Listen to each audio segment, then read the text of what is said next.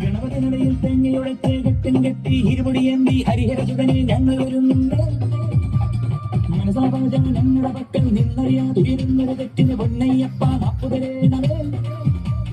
കരിമല കയറി തേക്കതുള്ളി പാടിയാടാനായി 18 പടി തൊട്ടു വണങ്ങി അയ്യനെ കാണാൻ.